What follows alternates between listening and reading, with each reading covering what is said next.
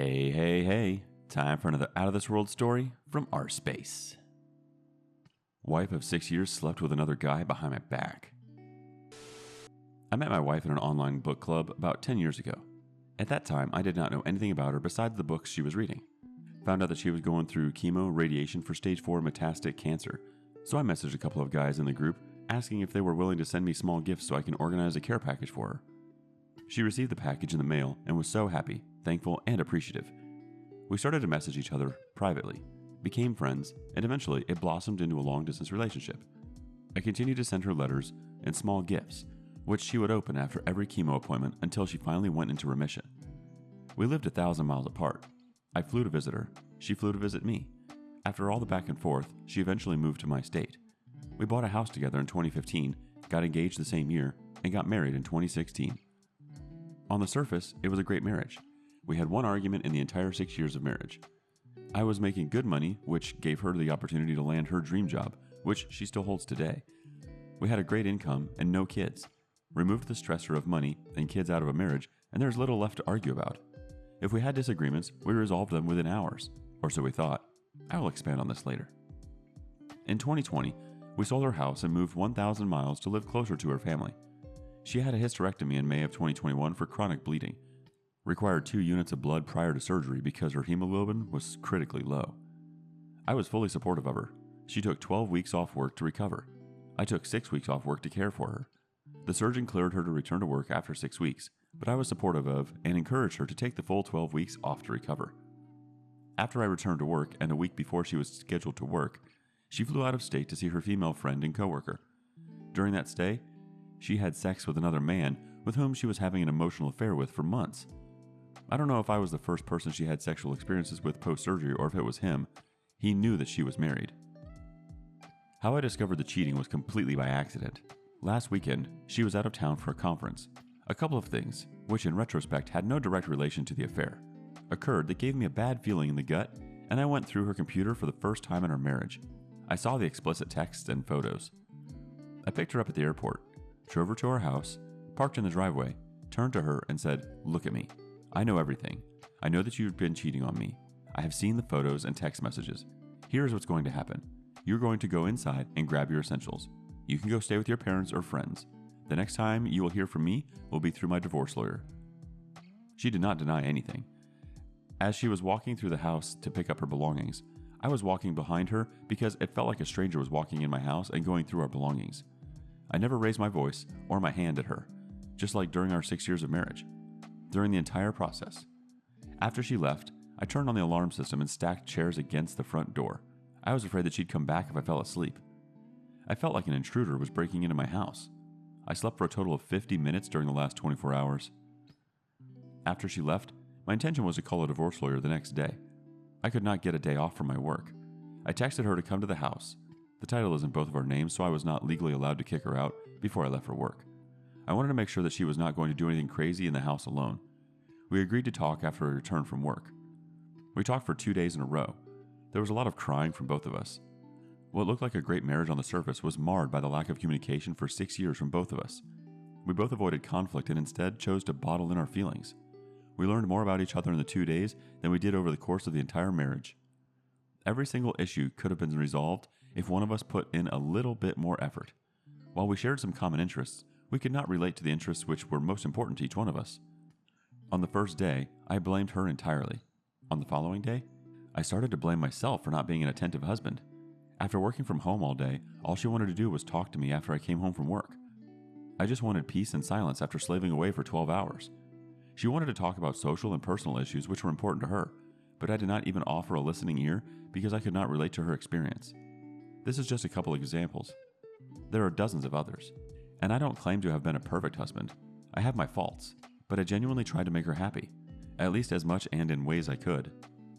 I found her at the lowest point in her life: abusive previous marriage, cancer, sexual assault, anxiety, depression, seizures, and future alcohol abuse.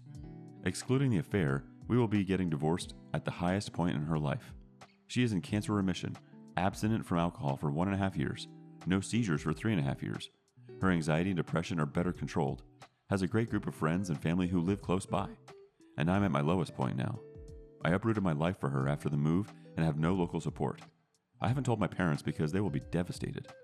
I'm afraid that the news will send both of them to the hospital because they loved her so much. We are currently living as roommates or friends in our house. We have agreed to make the divorce and transition as smooth as possible for both of us, even if it takes months. She offered for me to keep the house, take the newer car, keep both of our cats, etc. I can see how remorseful she is.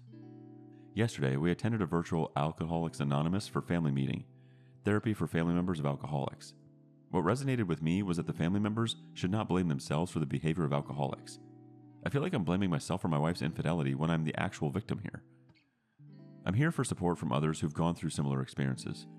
I'll need to learn to trust my future partner when the person whom I had complete trust in blindsided me like this. My first session with Infidelity Survivors Anonymous is this Saturday. Thank you for letting me vent. Cranach weighs in with some words of wisdom. You both haven't communicated properly. That happened, but I guarantee you that this was not the reason for her cheating on you. She made the mistake just as much as you, and you know what? You haven't cheated on her. Why? Because you respected her, wanted to be with her, and most of all, she meant so much to you that you didn't want to hurt her in such a disrespectful way. But your wife isn't like you. She didn't care about you or how much she would hurt you by cheating on you. She doesn't love you like you love her. The cheating was more important to her. Her cheating didn't happen because of attention issues or because you haven't communicated properly. It only happened because she wanted to cheat on you. That is the only reason. She made a decision that cheating on you is more important for her than your marriage, and stuck to that decision. Nothing of that all is on you.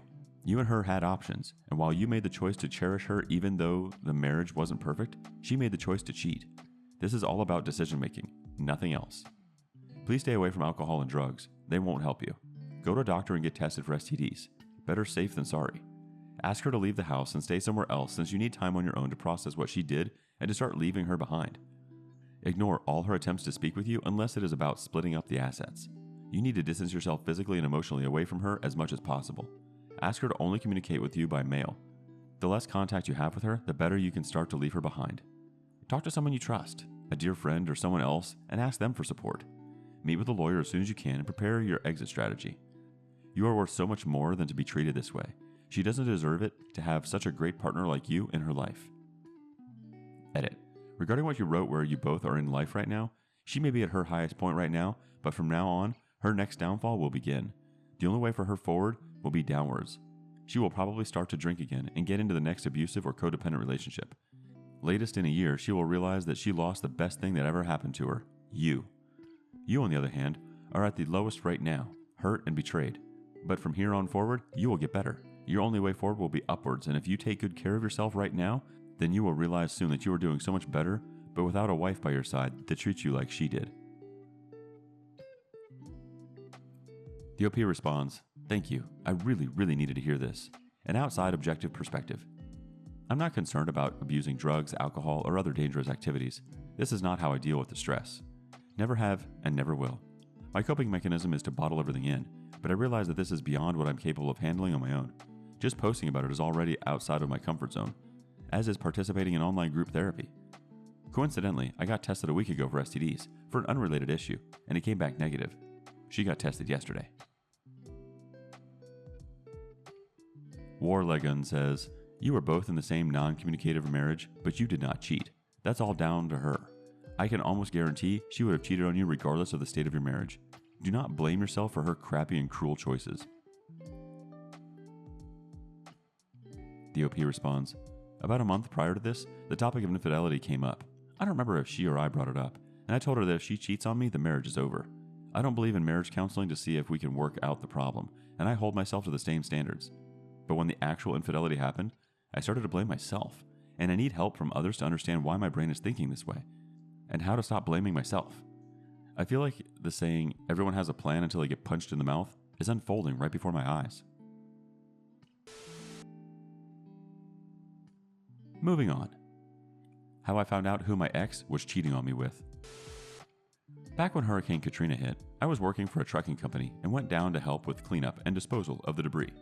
After 2 years, I came back. I was told by my boss on Friday I will be training somebody new, and Monday. So we're sitting at the rock quarry in the town I used to live in, and he brought up that he used to see somebody in their town. For conversation's sake, I said, "Really? What's her name? I might know her sister. It's not a very big town." He told me her name was Sue, a pretty common name, and I know at least 3 of them that live in this town. He goes on to tell me she told him that her ex-old man was a truck driver, barely ever in town, and only to see his kids. I asked him what does she look like. He tells me she's about 5'3", has big boobs, curly hair, has 4 kids, and is a nurse. I tell him, let me tell you something about you. Your name is Dan, you live in, I won't mention the city, I mention other things, and finish it with, that's my wife you were screwing. I never saw anybody try to climb into the corner of a day cab tractor, non-sleeper. I grabbed my Nextel, keyed up my boss, and said, hey Tony, you know the guy I said I would beat the crap out of if I ever met? He replied with, yeah, the guy that was banging your old lady when you were down in New Orleans? I said, yeah, he's sitting right next to me. He replies with, next truck over? I say, no, passenger seat. And I say, it's 25 miles the short way back to the yard. You better start talking or you better start walking. Turns out, my ex told him we were already divorced.